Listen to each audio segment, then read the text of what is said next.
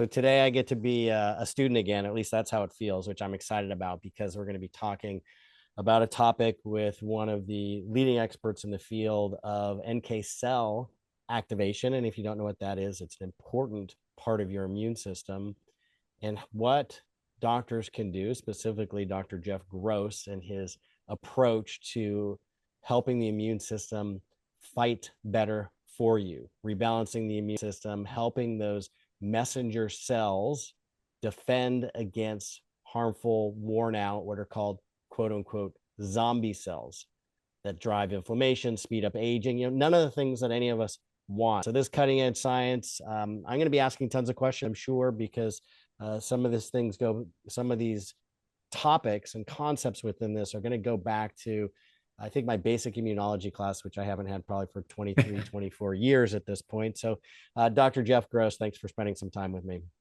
Thank you for having me. This is great. So unpack this a little bit for everybody in general layman's terms about how, what these discoveries, what we understand of the immune system, what are NK cells. Let's just start at very basic Yeah. levels. Sure. So I practice in the regenerative medicine, longevity space. I'm a recovering neurological surgeon, spine surgeon, and I still do some of that. I do a lot of musculoskeletal care, a lot of stem cells, but I had nothing for many years to offer patients with cancer, and I started doing some heavy research into what's going on at the cellular level in cancer because I'm a nerd. I read journal articles every morning and I like to dig into what's new and what I can do to help people better. And since we don't use regular stem cell type approaches for cancer because we don't want to accidentally stimulate growth, not that we would, but we're not sure. It was clear to me that the immune system has a lot to do with cancer. And a healthy immune system tends to clear out accidental cancer cells in our system. And the part of our immune system that does that is a very small percentage of our white blood cells called NK cells, standing for natural killer cells. So, and these cells are not just cancer killers, they kill all abnormal cells, including senescent cells. And these are, as you mentioned, called zombie cells also. And these are cells that are kind of outlive their utility, but they drag on our resources. They leak, inflammatory molecules. They're yucky. And that's why they're zombies. And the more of them you can clear out, the better your overall inflammatory or anti-inflammatory health is, and the better your younger cell population is. They also, these natural killer cells remove parasite infected cells, other infected cells, but also tumor cells. And they're unique in their ability to selectively identify abnormal cells like cancer cells, but also selectively kill them. And that's where they get their name. So I studied general things about natural killer cells, and it was clear that people that had a diagnosis of cancer across the board had reduced numbers and reduced functions. So quality and quantity of these natural killer cells. And I thought, hey, if we could give them back or enhance their natural killer cell function, maybe we could help fight the cancer, but naturally, not necessarily just through chemotherapy, radiation, and all these other things, which may have the role still, but boy, wouldn't it be nice to have something we could do, naturally? So I started researching that, and I wasn't the first to come up with this idea. So I didn't invent anything here. And it turns out that natural killer cells work through signaling. They secrete or produce and distribute small vesicles. And the listeners are probably thinking, small, aren't cells small? And they are, but these are even smaller, maybe 1/1000th the size of a cell. And these are called extracellular vesicles or exosomes. And they are made by a cell. They contain a cargo. And in the genre of natural killer cells, they're very specific vesicles, specific exosomes that identify and selectively kill their recipient abnormal cells. So a natural killer cell works by delivering these exosomes. I thought, well, wait a minute. What if you just got the exosomes? That's the actual ammunition. That's what we need. And it turns out I wasn't the first to think of that. There's plenty of research in using natural killer cells to kill an assortment of tumors in all kinds of different cell lines, in animals. In fact, there are wonderful studies where they took malignant brain tumors out of humans, injected them into mice, sorry, mice, and just under the skin, and had these tumors growing. And they took natural killer cell exosomes, just injected through the skin into the tumor, and the tumors melted away. I thought, you know what? I need to get these. I need to make them available to people who want to try them as an augmentative approach, as maybe an alternative approach. We're here to make things available to people who want to try them. So I worked for quite some time to vet a source out of Europe, and now I've had these for about 13 months in my practice. And although they can be used to clear out senescent cells in an anti-aging move, we reserve them for our cancer patients who want to try them because I have so few of them. And really, that's where we can make the biggest difference. With exosomes and natural killer cells, there are many different types of cancers with Right, different markers, tumor markers indicating different types of cancers that we right. may test for. So, how is a natural killer cell and the exosome, the molecules that the exosome contain agnostic, tumor agnostic, meaning Yep, it doesn't matter which tumor type it is. yep. Yeah, there are some specific receptors that they seek on these abnormal cells. And I mean, is it possible there's a tumor that can evade this? Maybe we haven't identified that yet. The specific molecules inside the exosomes that are sort of hiding in the Trojan horse, waiting to be delivered into the cancer cell are a couple enzymes. Granzyme is one of them, and they cause that cell to lyse or rupture and kill it.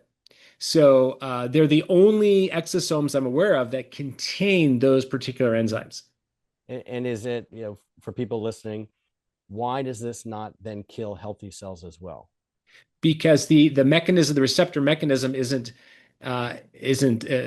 apparent on the normal cells. I think it has to do with a particular CD marker, which is a cell surface receptor, Mhm. and it's either cloaked or uncloaked. I can't remember the exact nature, but it's only the abnormal cells that take this in. I could take a dish, a petri dish full of normal cells. I could pop these exosomes in there, and they just float around and not enter a single cell. And in Europe, is this approved as a treatment in Europe for cancers? I'm not sure I can answer that question because I'd ask you to define what you mean by approved, and then let's dig into that because I think there's a misnomer of that phrase, and we should clear it up. Great. I'm glad you mentioned that because I'd love to hear how you think about it. What I mean is, has any governing medical body there in Europe and the EU, and I know they're different countries and they may run things differently, but any countries in Europe where it is can be marketed as Ah, a treatment, because that is what an FDA approval means. It means that a company can market a product for the treatment of the prevention of a disease. you got it 100% right, and thank you for that. We throw around this phrase Yeah. of let's just stay with the U.S. for a minute. FDA approved, and people think, and I'm sure they want them to, that means that clinicians can or cannot do something or offer a treatment. That is not the case. The FDA does not regulate the practice of medicine. That is a sacred relationship between a clinician and a patient. And the clinician's job is to lay out all the options. Uh, but you are correct. The approval has to do with marketing language, marketing claims. Right, So, but it's a little it's there's substance behind that, or hopefully there are. You and I could come up with many examples where there are FDA approved drugs and treatments where their efficacy is minimal at best and the safety profile is not very good. But regardless, at least from a regulatory perspective, the role of the FDA and the um, expert reviewers or expert panels on the FDA presumably are to also review clinical trial data so that when a marketing claim is made, such as, can treat bipolar disease, that there are clinical trial evidence showing efficacy, and the safety profile is such that they've concluded that the potential benefits outweigh the potential risks. There are elements of truth in that. There are also elements of assumption, or what you use the word presumably. So, yes, we would hope that the consumer watchdog element is backed by scientific members who look at real studies, but we know that's heavily biased and influenced by big pharma. We know that the FDA has made errors, and they're correcting some right now about hormones and vaccines, and uh, and so many things that Even clinicians do. dietary like Well, recommendations. But true, you're but right. that's not a drug or a No, I treatment. know, So but I'm just yeah. showing these expert panels, quote Yeah, unquote, doing their yeah. And the research. experts, look at the experts. They're not usually active clinicians. So the other thing is peer-reviewed literature is so poor these days. You can't even understand what the title means or what they're trying to say. And lastly, what clinicians do is not always approved by the FDA. When, as a surgeon, we did so many things with medications for brain injury and what have you, that there's no approval for a marketing claim, but it's ubiquitously out there. Right. So you're correct. And that's why here today, and when I treat people, we are not making any claims to guarantee a treatment or a cure for a disease or a condition. But as a clinician, I've never guaranteed anything. So this is no different from the usual practice. And we should not over rely on the government telling us how to treat patients. We have a Hippocratic duty to make these things available to people, and they have a right to try. So there's conflicting regulation, right? They have a right to try them. Yeah, I love that you're talking about putting the clinician in the direct relationship and decision making authority in consultation with the patients and helping the patients navigate their options, but putting the patient first, because unfortunately our healthcare system as a whole has gotten away from that. It's so driven by what's going to be reimbursed, protocol medicine, fear of medical legal exposure, fear of Yep. getting licenses, revoked or getting in front of a review board, Yep. and instead of the pure form of medicine, which is a direct doctor-patient Yep. relationship. And so I love that is your approach, your paradigm. That's where you're coming from. And so when you're Yep. looking at this research on the natural killer cells and the exosomes and working with patients on this, obviously there has to be a discussion as well of the potential risks. So what are there any potential risks with this? So far, none have been reported in the medical evidence. There have been no side effects except for, the pain from poking your vein for an IV or pain from poking your tumor with a needle. But so far, we have not identified any. We talk about theoretical ones. We talk about rejection, although we've never seen it. Exosomes don't really carry appreciable genomic DNA, meaning they're very difficult. They're very neutral to the immune system. They're sort of immunoprivileged. They can come right in the front door with a VIP card. So we usually don't have those types of issues. And the number of treatments somebody may need, how does that work? We take each person as a precision medicine approach.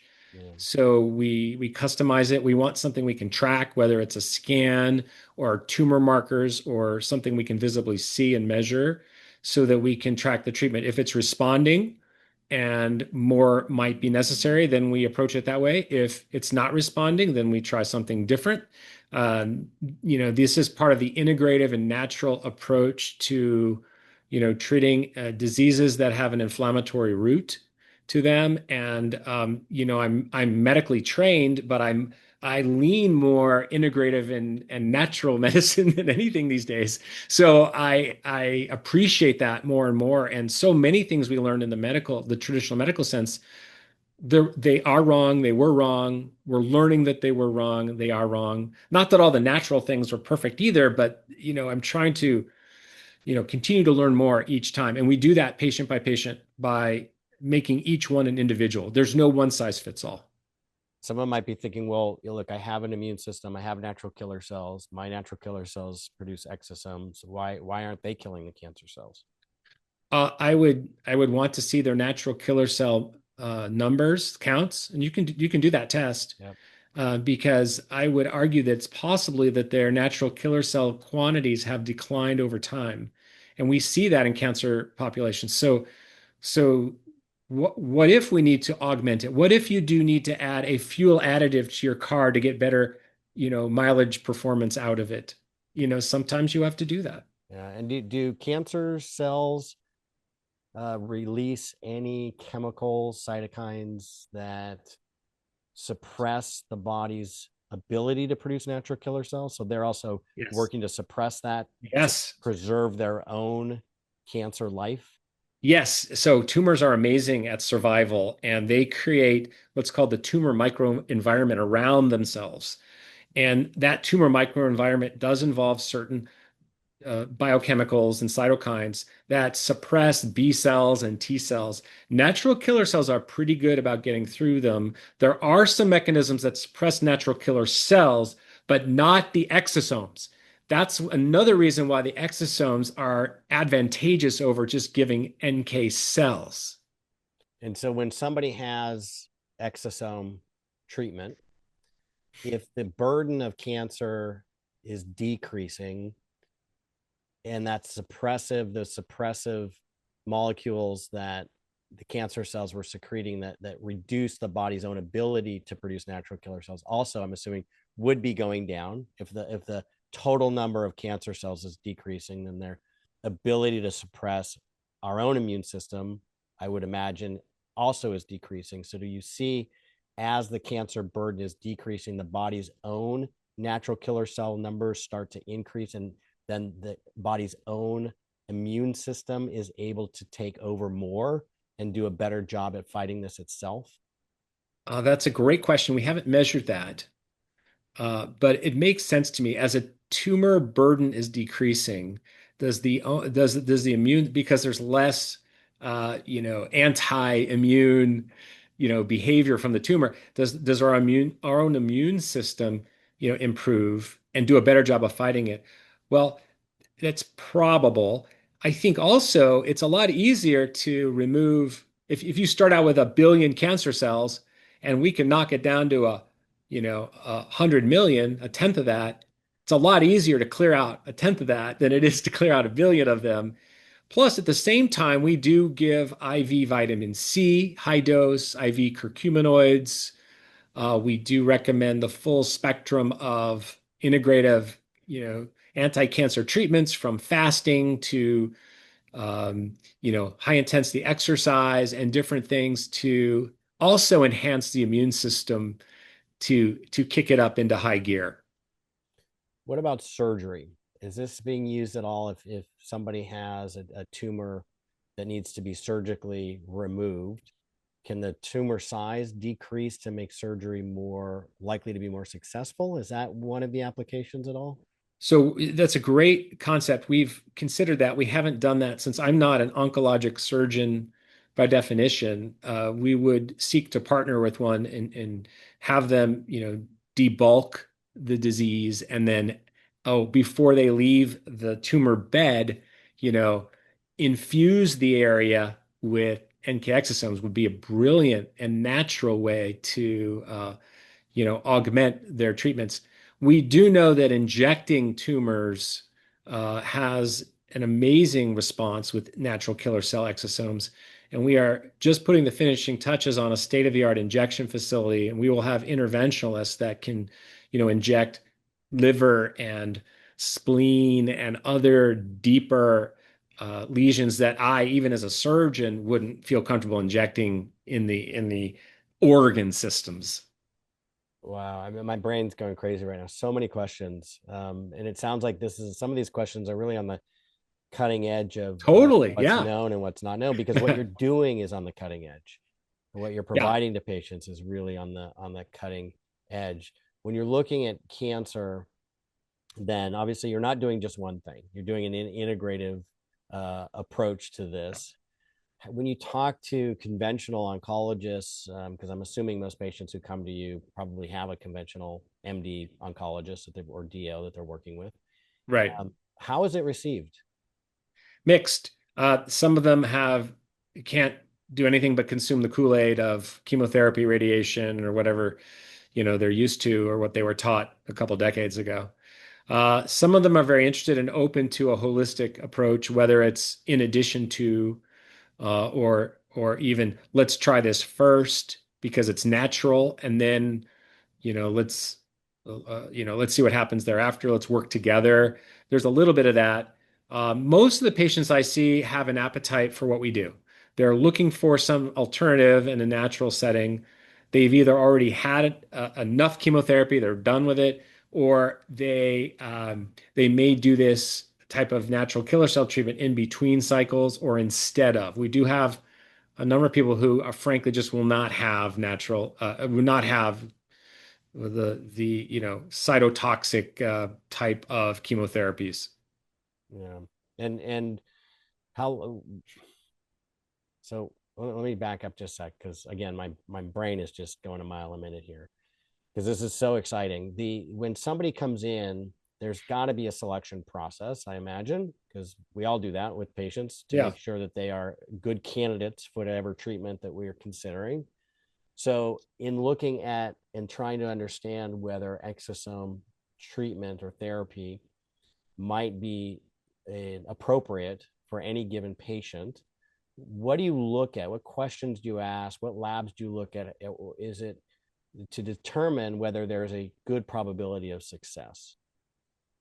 Well, I don't know what those indicators are for success yet because we don't have enough to draw from scientifically. Yeah. But I'm looking at tumor markers. Some cancers have a tumor marker you can follow, so you know if your treatment is becoming effective, right? The tumor marker will drop. Some cancers don't have a reasonable tumor marker. So then we go to imaging, like a PET scan. We want to see where the tumor is metabolically active, meaning growing, compared to normal tissue in the body. So a PET scan is a great way to do that. So we would do the treatment 3 to 6 months later, maybe repeat the PET scan, see what it looks like. Are there new areas? Are there diminished areas? Are there some residual areas that we need to attend to? And we also look at general labs, cell counts, immune system function, inflammatory markers, which are ubiquitous, right? We do those for so many things. And we're starting to use more mitochondrial markers, especially now in the advent of the ability for us to obtain these different therapeutic peptides that we're also using in concert. So there are a number of peptides that can be used to help suppress cancer. And when somebody is working with you and comes in, there's a menu of options, essentially, it sounds like, and you see a difference in how you personally approach this. Is there a difference between solid tumors versus like blood dyscrasias, Yeah. Oh, yeah. lymphomas, Yeah. those sorts of things? Yeah. The bloodborne tumors, the lymphomas, leukemias, those sorts of things respond to intravenous natural killer cell exosomes. And there are studies on this. I'm not the first to try this. For solid tumors, there are studies showing the direct injection of the tumor, the exosomes are small enough to disperse within that tumor. Whereas if you put cells inside of a tumor, they may not disperse at all. They're too big and they're neighbored by cells. So it's like one brick pushing against another brick. Where the exosomes are 1,000 times smaller, so they intermingle and intersperse and can attack all the cells there and shrink the tumors. And that's what we've seen in anecdotally in the reasonably decent number of patients we've been able to try. I have a limited number of doses available to me. When I obtained the first set of dosing from Europe, they only had 40 doses in existence, and I bought Wow. 25% of them. So we can have access to more, but this is a limited resource at this time. Are there companies working on changing that? I think so. The problem here is you have to have a good source of natural killer cells, and they are maybe 1 or 2% of the immune system. So you have to get them to duplicate in cell culture, and they only like them to duplicate a few times because a copy of a copy of a copy of a copy starts to have changes. If you ever seen the movie Multiplicity, the Michael Keaton clones himself, and it's like it gets dumber and dumber as he goes on. And well, we don't want dumb natural killer cells. And then they only make so many exosomes, so you can only collect so much. And to get a therapeutic dose, you have to repeat this process many, many, many times. So it's hard to concentrate them at scale. There was a paper in the last few years about how to improve the volume production of that uh, out of the Chinese literature, but I haven't seen that be made available to us. We are currently unable to get these from China. The scientists are very friendly, but the government does not like to share. Hmm. So I've had to source them from Europe, and there are only a few labs out there that make them available. Yeah. Now you do an integrative approach, so it's one modality or one thing that you'll use. Solid tumors have a way of, at least the way that I think of it, anecdotally or colloquially, walling themselves off, reducing Yes. blood flow, keeping being the gatekeepers of what gets in and out to preserve their own tumor life. So, what other modalities, what things do you do to help the exosomes work better that may change that physiology and that little anatomical structure that they're creating to keep their own life going?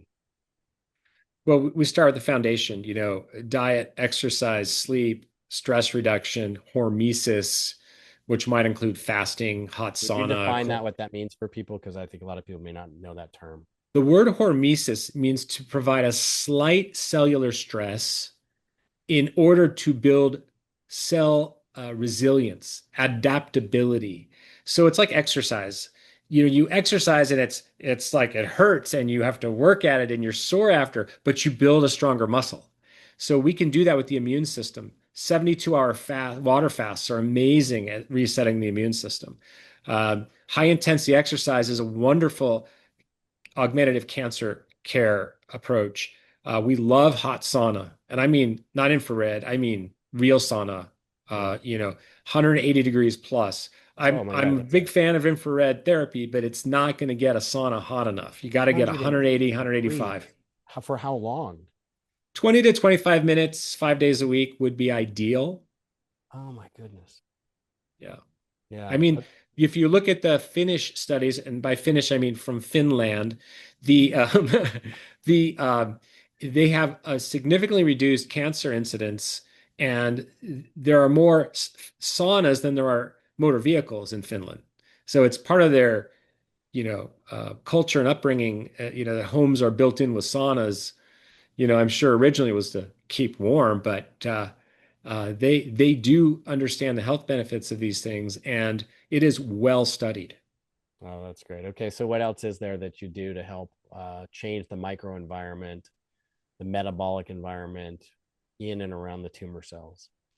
Well, we love phytonutrients, anthocyanins, berries, lots and lots of berries. We know that's incredibly helpful. High dose vitamin C intravenous is great. We talked about curcumin, which is the active anti-inflammatory nutrient from turmeric.